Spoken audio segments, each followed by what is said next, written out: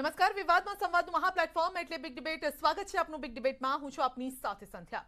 રવિ પાકની વાવણીનો સમય છે, પણ ખેડૂતો વાવણી કરવાની જગ્યાએ ખાતરની રાહ જોઈ રહ્યા છે અને તેમ છતાં તેમને ખાતર નથી મળી રહ્યા. સૌરાષ્ટ્ર અને ઉત્તર ગુજરાતમાં લગભગ તમામ જિલ્લામાંથી રાસાયણિક ખાતરોની અછતની ફરિયાદ ઉઠી રહી છે. જો કે સરકારનું કહેવું છે કે રાજ્યમાં ખાતરની કોઈ જ અછત નથી. કેન્દ્ર તરફથી ખાતરનો પૂરતો પુરવઠો ફાળવવામાં આવ્યો છે. જો રાજ્યને પૂરતું ખાતર મળ્યું હોય તો સવાલ એ છે કે આ ખાતર સહકારી મંડળીઓ સુધી કેમ નથી પહોંચતું?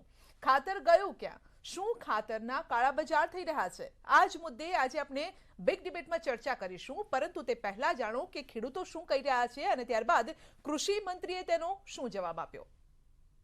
અત્યારે એટલી બધી યુરિયા ખાતરની તંગી, યુરિયા આગળ તો ડીએપી એનપીકે ની એટલી બધી તંગી છે કે લોકોએ એક વખત ગાળવાનો કરી, એ ખાતર ન મળ્યું એટલે હૂકવી નાખ્યું, ફરી ગાળવણ કરી, પણ ફરી એ હુકવવાનો વાળો આવ્યો છે.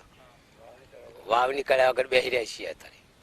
આ જે ખાતરો અત્યારે ખેડૂતો બધા સોસાયટીમાં બેસી રહ્યા છે અને રોજ ટોપો હોય છે. ખાતરો વધતો નથી, ખાતરોના ભાવ વધતા જ દીશે તો ખેડૂતોને કરવાનું કેમ? ઘડી ઘડી ભાવ વધી દીધો છે ખાતરોના, અને ખેડૂતોના ભાવ નથી વધતા તો ખેડૂતોના ઉત્પાદન કઈ રીતે કરે? ખાતર તો આવે જ છે, પણ ખેડૂતોની જેટલી માંગ છે એ પ્રમાણે અત્યારે પુરવઠો થોડોક ઓછો છે. તો પુરવઠો પૂરતા પ્રમાણમાં મળી રહે તો ખેડૂતો પણ પોતાના પાક સમયસર વાવણી કરી શકે. મનસુખભાઈ માંડવિયાની મદદથી આપણી માંગણી મુજબનો ખાતરનો જથ્થો આપણને મળી રહ્યો છે, એટલે ખાતરની ક્યાંય અછત થવાની નથી. ક્યાંય સાચી ખોટી વાતો સંભળાતી હોય તો સરકાર એના માટે પૂરતી સક્રિય છે અને ખેડૂતોને ખાતરની ક્યાંય તકલીફ ન પડે, ખાતરના ક્યાંય કાળા બજાર ન થાય અને ખેડૂતોને ક્યાંય ખાતર બાબત હેરાનગતિ વેઠવી ન પડે, એના માટે પણ સરકાર પૂરતા પ્રયત્નો કરે છે. તો કૃષિ મંત્રીએ તો બહુ સારી વાત કરી છે. કૃષિ મંત્રીએ કીધું છે કે ખાતરની ક્યાંય અછત નથી, કાળા બજાર ન થાય તે જોવાની પણ જવાબદારી છે. એટલે ક્યાંક આવું થઈ રહ્યું છે એ વાત અંદર ખાને તો ક્યાંક તેઓ કબૂલી જ રહ્યા છે કે ક્યાંક ક્યાંક આવું થતું પણ હોય છે અને માટે જ કદાચ આ જે જથ્થો જે પ્રમાણમાં જોઈએ એ પ્રમાણમાં પૂરતો પહોંચતો નથી, માંગ પ્રમાણે જથ્થો નથી પહોંચતો. તો સવાલ એ છે, જો સરકાર તરફથી પૂરતો જથ્થો આપવામાં આવ્યો હોય તો પછી આ જથ્થો ગયો ક્યાં? ખેડૂતો સુધી તો પહોંચ્યો નથી, ગયો ક્યાં? કોના ગોડાઉનમાં પડ્યો છે આ જથ્થો? આ તમામ સવાલો લઈને જ આપણે આ ચર્ચા કરીશું. અને આ ચર્ચામાં બીજેપી તરફથી આપણી સાથે હિતેન્દ્રભાઈ પટેલ આપણી સાથે જોડાયા છે, ધારાસભ્ય કોંગ્રેસ આપણી સાથે ગેનીબેન આપણી સાથે જોડાયા છે. ગેનીબેન ઠાકોર, આપનું પણ સ્વાગત છે. મોહનભાઈ મુકરિયા ખેડૂત આગેવાન આપણી સાથે છે, જેઓ દ્વારકાથી જોડાયા છે, કારણ કે દ્વારકાથી પણ એ માંગ ઉઠી રહી છે, ફરિયાદો આવી રહી છે કે ત્યાં ખાતરની અછત છે. અરવલ્લીમાં પણ સૌથી વધુ ખાતરની અછત જોવા મળી છે. બેચરભાઈ પટેલ, પૂર્વ ઉપપ્રમુખ કિસાન સંઘ આપણી સાથે જોડાયા છે. બેચરભાઈ, આપનું પણ સ્વાગત છે. તમામ મિત્રોનું સ્વાગત છે. પહેલા હું ખેડૂતો પાસેથી જાણવા ઈચ્છીશ. મોહનભાઈ, આપ જણાવો કે શું સ્થિતિ છે? ખાતર મળી રહ્યું છે? કારણ કે આ જે સમય છે જે ખેડૂતોએ અત્યારે ખેતરમાં હોવું જોઈએ, પરંતુ ખાતર લેવા માટે લાઈનમાં ઉભેલા છે.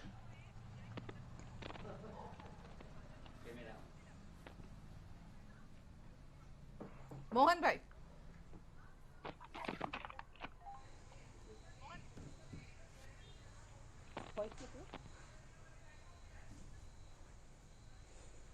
બેચરભાઈ પણ આપણી સાથે જોડાયેલા છે અરવલ્લીથી. જી બેચરભાઈ, શું પરિસ્થિતિ છે અરવલ્લીમાં ખાતરની?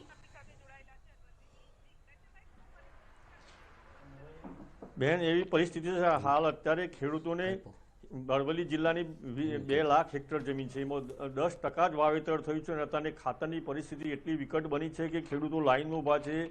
ગારવણ કરે, ખેતી કરે કે લાઈનમાં ઊભા રહે, આ ખાતર કેવો જાય છે એ જ ખબર પડતી નથી. જી, અને જ્યારે ખાતર લેવા જાવ છો તો શું જવાબ મળે છે? ખાતર મળતું નથી, ખેડૂત ખેતરમાં કામ નથી. બેન, ખાતર લેવા જઈએ તો જવાબ મળે છે ખાતર નથી, એમ જ કીધું અમને, ખાતર આવશે એટલે મળશે એમ કહે છે. જી, અને ક્યારે આવશે એવું કઈ કહે છે? ના, એવું કઈ કહેતા નથી. જી, ખાતર આવશે એટલે મળશે. જી, આવશે એટલે મળશે. પછી એટલે રવિ સિઝન પૂરી થઈ જાય તોય કઈ એનો જવાબ મળે ના મળે કઈ નક્કી નથી. હિતેન્દ્રભાઈ, આપે જોયું, આપની સામે છે બેચરભાઈ, અરવલ્લીથી જોડાયેલા છે, જેઓ ખુદ કહી રહ્યા છે ખાતરની અછત છે, ખાતર નથી મળી રહ્યું. ના, ખેડૂતોની લાગણી અને માગણી સાથે સંમત છીએ. કેન્દ્ર સરકારે ખાતરની જે વિતરણની વ્યવસ્થા ગોઠવી છે, આખા દેશના કયા ખૂણામાં, કયા રાજ્યમાં, કયા સ્ટોકિસ્ટ પાસે, યાર્ડમાં, ડીલર પાસે કે સબ ડીલર પાસે, મંડળી પાસે કેટલો સ્ટોક છે એનું સેન્ટ્રલી મોનિટરિંગ થઈ રહ્યું છે. આજે ગુજરાતમાં 2.76 lakh metric ton urea, 45,000 metric ton DAP અને 1 લાખ મેટ્રિક ટન NPKના ખાતરનો જથ્થો છે. અત્યારે 3400 મેટ્રિક ટનની એક રેક સાબરમતી લાગેલી છે. 3 મેટ્રિક ટન 3 રેક GSFCની અને 3 GNFCની પણ આવતીકાલે લાગવાની છે. મને લાગે છે કે માંગ અને પુરવઠાની પરિસ્થિતિ ક્યાંક ઇનબેલેન્સ થઈ છે. બાકી કેન્દ્ર સરકારે રાજ્ય સરકારના ઇન્ડેન્ટ પ્રમાણે માન્ય મનસુખભાઈ માંડવિયા સાહેબે આપણને પૂરતો જથ્થો ફાળવ્યો છે અને આવી પણ રહ્યો છે. હા, એમાં એક લેગ છે, જે ખેડૂતોની માગણી છે અને ખેડૂતોની જે વ્યથા છે એ પણ સાચી છે. એટલા માટે કે દિવાળીના સમયમાં આ રેક થોડી લેગ પડી હોય એવું અમારો એક પ્રાથમિક અંદાજ છે કે બહારગામના મજૂરો ગુજરાતમાં મોટાભાગે કામ કરે છે અને એકાદ વીક જેટલું આ લોડિંગ અનલોડિંગ બંધ રહ્યું એટલે થોડી લેટ છે. આ 2 દિવસમાં એકદમ સ્મૂથ ગોઈંગ થઈ જશે. બાકી ખાતરનો જથ્થો અને સપ્લાય બંને પૂરતા પ્રમાણમાં છે. એક બીજું કારણ પણ બેન એવું જાણવા મળ્યું છે કે સામાન્ય રીતે ચણાનું વાવેતર ને રાયડાનું વાવેતર 10મી ઓક્ટોબરથી 25મી ઓક્ટોબર સુધી થતું હોય છે. એટલે આકાશી ખેતી, ઘેડ અને ભાલ વિસ્તારમાં જે વરસાદના ભેજમાં ખેતી કરવાની હોય એ ઓક્ટોબર મહિનામાં સમાપ્ત થઈ જતી હોય છે. પણ ચાલુ સાલે પાછતરો વરસાદ વધારે પડ્યો એટલે ત્યાં હજુ પણ ક્યાંક ક્યાંક પાણી છે, ક્યાંક વાવેતર ચાલુ થયું છે.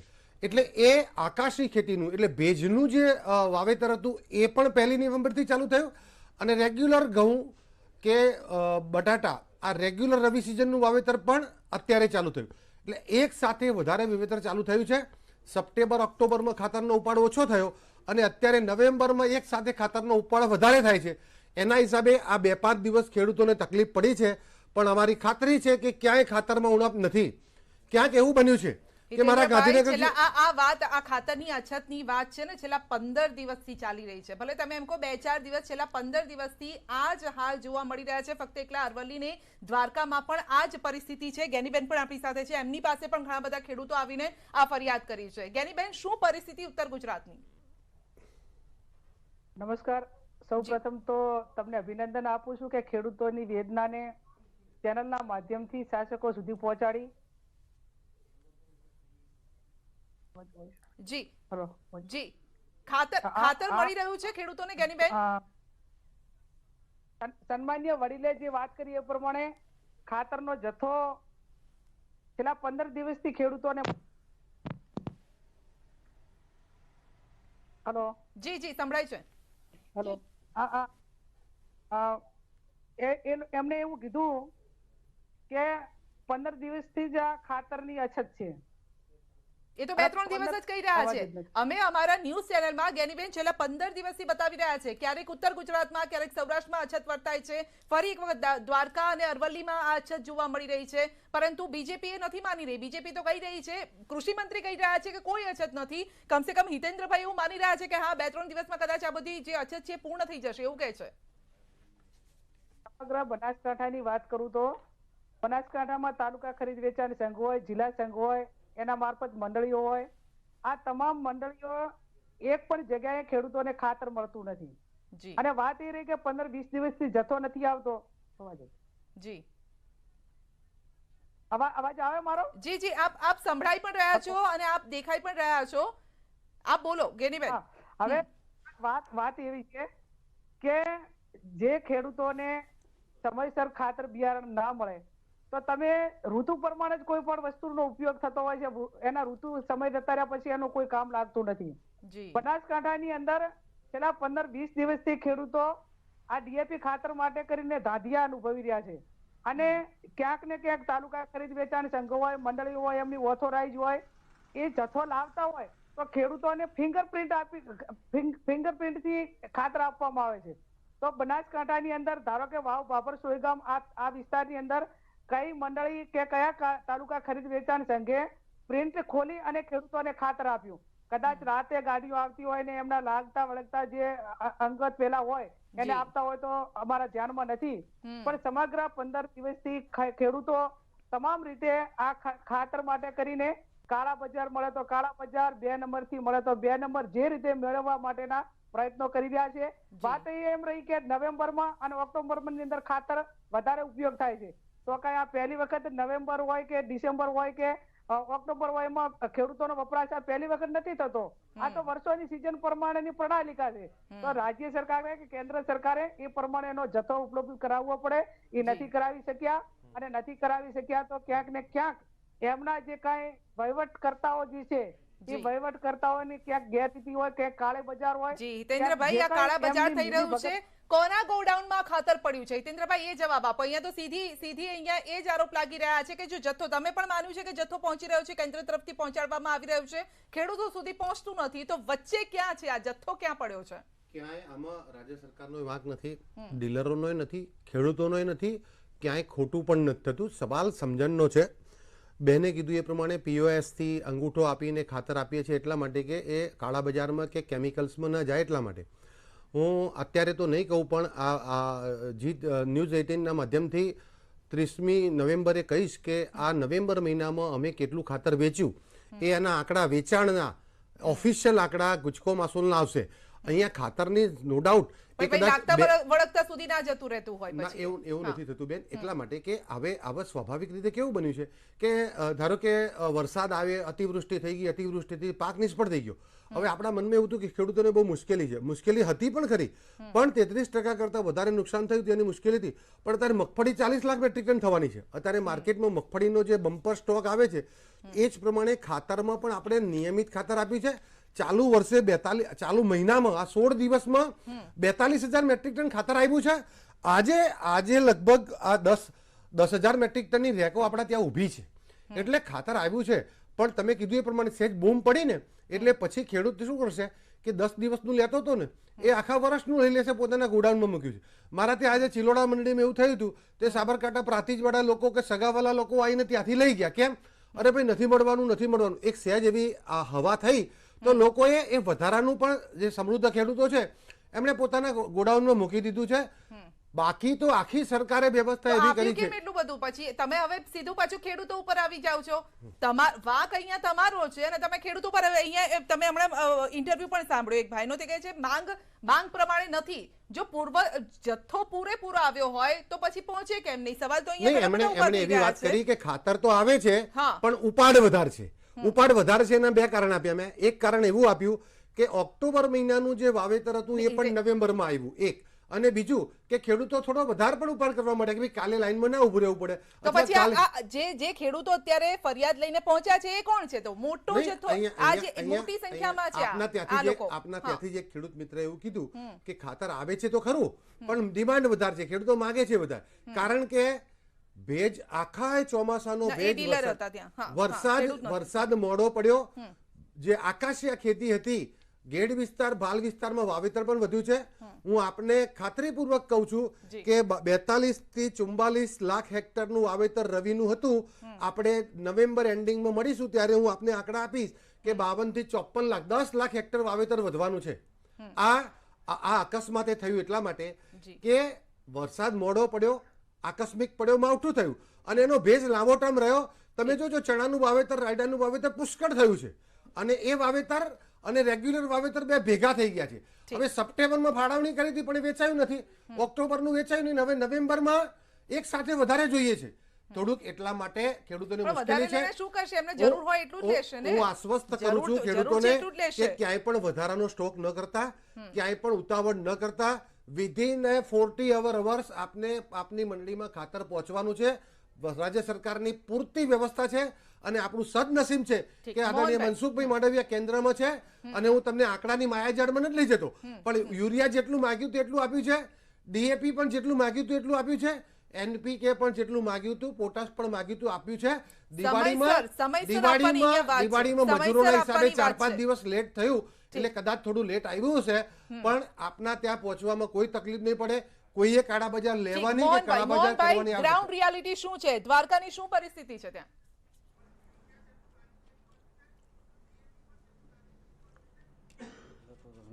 આભાર, ખૂબ ખૂબ આભાર કે અમારા ખેડૂતની વીરના અને જે ડૉક્ટર સાંભળવા બદલ. અત્યારે અમારા જિલ્લામાં મોટા પાયે શિયાળુ પાકનું વાવેતર થઈ રહ્યું છે અને ગત વર્ષમાં નબળો વરસાદ હતો એટલે ખરીફમાં તો ખાસ કંઈ એટલું બધું હતું નહીં. એટલે સારા વરસાદને કારણે મોટા પાયે ચણા, જીરું, લસણ, ધાણા, ઘઉં આવું બધું અમે વાવેતર ખેડૂતો અમારા કરી રહ્યા છે. અને આ જે પિયતનો ગાળો છે ને, આપણે ભાઈ જીતેન્દ્રભાઈ કહે છે ને કે પણ આ પિયતનો ગાળો છે, ખેતીવાડી ખાતું એમ કહે છે કે 5, 11 અને 25ની વચ્ચે ચણા, જીરું, ધાણા અને લસણ એનું જો વાવેતર કરવામાં આવે ને તો યોગ્ય અને સારું ઉપજ મળી શકે. એના પછી મોડું થાય તો એમાં રોગજીવાત અને ઘણા બધા મુશ્કેલીઓ થતી હોય. એટલે અત્યારે અમારી સાદી ભાષામાં વાત કરીએ તો દિવાળીથી દેવ દિવાળી એટલે પૂનમ સુધીમાં મોટા પાયે વાવેતર કરી જ લેવું પડે મોટા ભાગનું. અને અત્યારે ખાતરની અછત તો છે થોડી. અને ખાસ કરીને એક બીજો પ્રશ્ન એવો છે કે અમારા ખેડૂતો એક 1846 અને 1232 હોરનો આગ્રહ રાખે છે. એટલે એમાં જે થોડાક ભાવમાં પણ તફાવત છે. આ લોકો હજી નથી બોલતા પણ હું તમને એક ધ્યાન ઉપર આપું કે સરદાર કોઈ પણ ડીએપી 1200 રૂપિયાનું વેચાય છે અને 1232 16 1450નું. જે 1232 છે ને મેડમ, એ 1185 ભાવ હતો, એની જગ્યાએ 1450 રૂપિયા કરી નાખ્યો છે. એ ભાવમાં મોટો વધારો છે એટલે ખેડૂતોને બીજું લેવું પડે.